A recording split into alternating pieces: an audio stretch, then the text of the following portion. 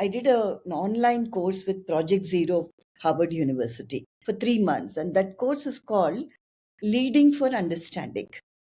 Okay. I think it's one of the best courses or training that I ever got. When I was going through each case study in that course, I understood that understanding is the most important thing. You know, if a teacher has to do something, she has to understand why she has to do it. Okay, the why is very important. The context is very important. The the purpose is very important. I learned it during that course.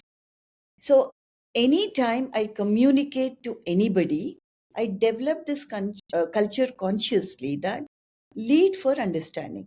If a student has to save coins for the country, for example, how do we explain to them? Why do you have to do it? Okay. So we tell them that, like you, there are children who don't have parents who can afford to send them to schools like you do. Okay. So you have a responsibility to help children like you, right? That course helped me to explain to everybody that why we have to do what we have to do. That's the important thing, I think. Because of that, even teachers have agency and autonomy. And yes, of course, I have beautiful levels of leadership everywhere. But for me, the teacher is a leader. She is the main person who's in the classroom, who's directly working with the student community. So he or she is the one who will drive this mission, not me. But my responsibility is to ensure he or she understands why we are doing what we are doing.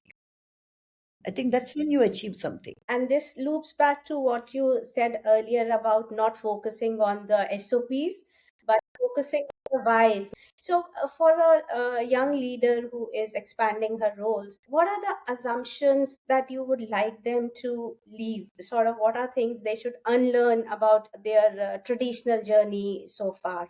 The first thing is what is right for children. Okay. Whatever decisions we make, whatever choices we make, it should be in the interest of the students who are in our schools. Because if parents believe in us, they have trust in us to hand over their children's learning journey to us, we have such a huge responsibility on our heads.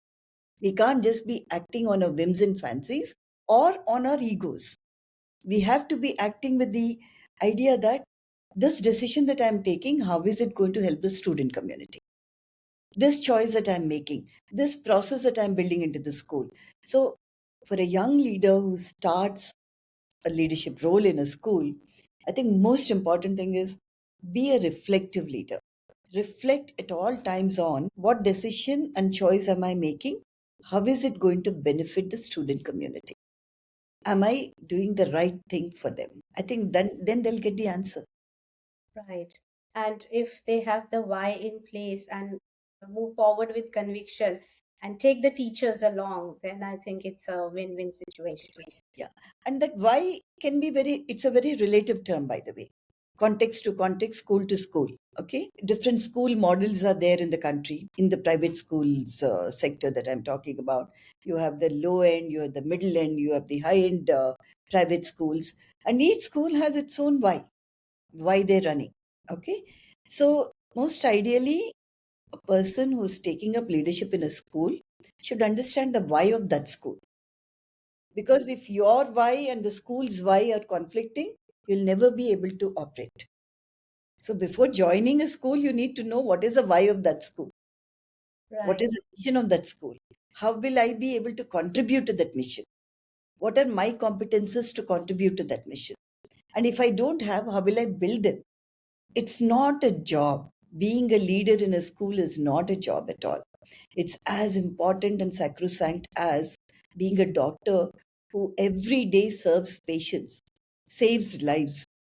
It's the same thing for me. I feel it's a very noble mission because every decision you make makes or mars the learning journey of a child. So it's so important that we are very ethical, very reflective, very clear, rooted, and anchored about what we are doing.